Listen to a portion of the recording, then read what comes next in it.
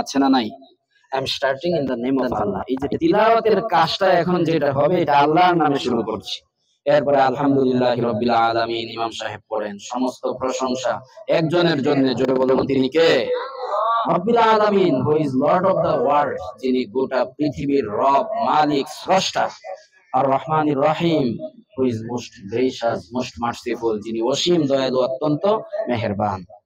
আপনাদের কাছে আবার প্রশ্ন করতে চাই, অসীম দয়ালু, অত্যন্ত মেহেরবান যিনি, তিনি কে? সুস্থতা দেন যিনি, তিনি কে? সবলতা দেন যিনি, তিনি কে? চোখ দুটো আমাদের মধ্যে ফিট করে দিয়েছেন যিনি, তিনি কে? এই যে আমাদের বক্ষে সেখানে একটা ভালভ ফিট করে দিয়েছেন বডির মধ্যে যিনি, তিনি কে? আল্লাহ রাব্বুল আলামিন আমাদেরকে সুস্থতা দিয়েছেন, সক্ষমতা দিয়েছেন, আমরা ঈদগাহে আসতে পেরেছি। এই জন্য কোরআনে কারীম সূরাতুল ফাতিহা ঘোষণা করেছে আর রহমান আর রহিম, আর রহমানির রহিম, আল্লাহ বড় মেহেরবান হে, মোস্ট গ্রেসিয়াস, মোস্ট মার্সিফুল। এরপরে বলা হচ্ছে মালিক ইয়াউমিদ্দিন, master of the day of judgement, বিচার দিবসের মালিক যিনি, তিনি কে? জোরে বলুন তিনি কে? ইয়াকা নাবুদু ওয়া ইয়াকা নাস্তাঈন, আমরা একমাত্র আপনারই দাসত্ব করি, আপনি ছাড়া অন্য কারো সামনে আমরা মাথা নত করি না। ওয়া ইয়াকা নাস্তাঈন, আপনার কাছেই সাহায্য কামনা করি। সন্তান যার কাছে চাইবো তিনি কে? উন্নতি যার কাছে চাইবো তিনি কে? সাহায্য যার কাছে কামনা করব তিনি কে? সমাজের সম্প্রীতি, সৌহার্দ্য, ভ্রাতৃত্ব, ভালোবাসা, এগুলোর জন্য প্রার্থনা করব একজনের কাছে, জোরে বলুন তিনি কে? আল্লাহ রাব্বুল আলামিন আমাদের মধ্যে একতা দান করুন, বলি আমিন। উখুওয়াত কে গুলদান কিসনে সাজায়া হামারে নবী নে, হামারে নবী নে। বিশ্বনবী সাল্লাল্লাহু আলাইহি ওয়াসাল্লাম ভ্রাতৃত্ব সৃষ্টি করে গিয়েছেন।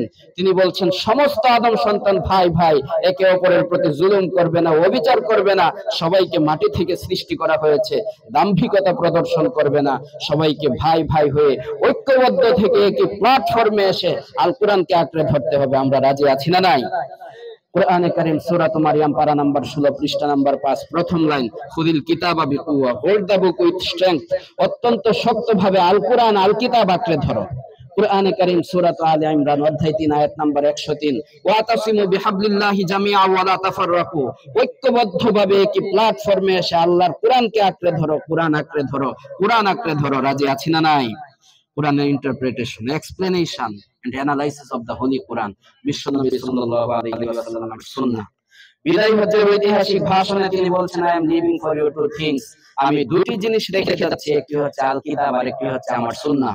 যতদিন এই কোরআন এবং সুন্নাহকে আঁকড়ে ধরবে ততদিন পথভ্রষ্ট হবে না, পৃথিবীর কোনো পরাশক্তি তোমাদের অবদমিত করতে পারবে না, বাতিল তাগুতি শক্তি, আল্লাহ দ্রোহী শক্তি তোমাদেরকে পর্যদুস্ত করতে পারবে না। জোরে বলি আল্লাহু আকবার। সম্মানিত উপস্থিতি, আমরা আল কোরআন আঁকড়ে ধরতে চাই, বিশ্বনবী সাল্লাল্লাহু আলাইহি ওয়াসাল্লামের সুন্নাহ আঁকড়ে ধরতে চাই। কোরআনে কারীম সূরাতুল হাশর আয়াত নাম্বার 7, আল্লাহ রাব্বুল আলামিন বলছেন, মা আতাকুমুর রাসূলু ফাখুযু ওয়া মা নাহাকুম আনহু ফান্তাহু, আল্লাহর রাসূল যা দিয়েছেন তা গ্রহণ করো, যা থেকে বারণ করেছেন তা থেকে দূরে থাকো। আমরা সুন্নাহ অনুযায়ী নিজের জীবন পরিচালনা করতে রাজি আছি না নাই? কোরআনে কারীম সূরাতুল আহজাব অধ্যায় 33 পারা নাম্বার 21 পৃষ্ঠা নাম্বার 19 আয়াত নাম্বার 21, লাকাদ কানা লাকুম ফি রাসূলিল্লাহি উসওয়াতুন হাসানাহ, surely verily in the messenger of Allah you have good conduct and character, অবশ্যই অবশ্যই আল্লাহর রাসূলের মধ্যে রয়েছে তোমাদের জন্য আদর্শ, মডেল, নমুনা। কোরআনে কারীম সূরাতুল আম্বিয়া পারা নাম্বার 17 পৃষ্ঠা নাম্বার 10 আয়াত নাম্বার 107, ওয়ামা আরসালনাকা ইল্লা রাহমাতাল লিল আলামিন, আমি বিশ্ব নবীকে প্রেরণ করেছি রহমত স্বরূপ। আমরা যদি সুন্নাহ আঁকড়ে ধরি, সুন্নাহ অনুযায়ী সালাত আদায় করি, সুন্নাহ অনুযায়ী কুরবানি করি, সুন্নাহ অনুযায়ী পোশাক পরি, সুন্নাহ অনুযায়ী আমরা দাড়ি রাখি, সুন্নাহ অনুযায়ী 10 দিন আমরা এই যে নখ কাটি নাই, চুল কাটি নাই, শরীরের অপরিচ্ছন্নতা আমরা যেন না থাকে, আমরা পরিষ্কার থাকার চেষ্টা করেছি। কিন্তু কেউ যখন কারো প্রেমে উদ্বুদ্ধ হয় তখন অবস্থা এমন হয়, দুনিয়ার কিছুই বুঝি না, আমার চুলগুলো ঠিক নেই, আমার কাপড় ঠিক নেই। এই 10 দিন যারা হজে গিয়েছেন তাদের জন্য চুল কাটা হালাল ছিল নাকি নিষেধ ছিল?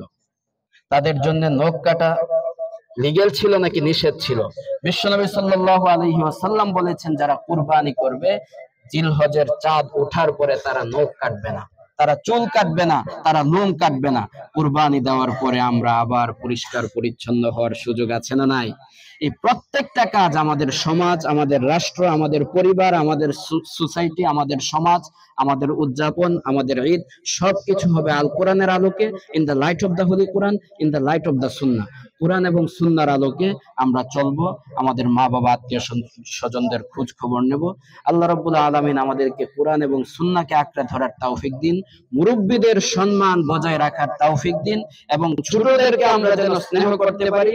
সবাই মিলে ঐক্যবদ্ধ ভাবে ভ্রাতৃত্বের বন্ধনে যেন ঐক্যবদ্ধ থেকে আমাদের সমাজ, আমাদের রাষ্ট্র সুন্দরভাবে পরিচালনা করতে